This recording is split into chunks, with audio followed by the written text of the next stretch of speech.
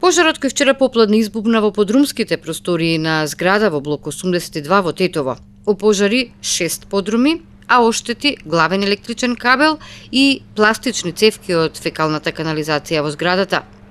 Од полицијата информираат дека како предизвикувачи на огнот се сомничат 2 лица, заради што се и приведени, а потоа и пуштени. Во Тетовско не запираат ниту кражбите. Во периодот од 8 до 17 часот во вторникот провалено е во стан во блок 77. 31-годишниот собственик пријавил дека му се украдени пари и златен накит, чија вредност се проценува на околу 850.000 денари.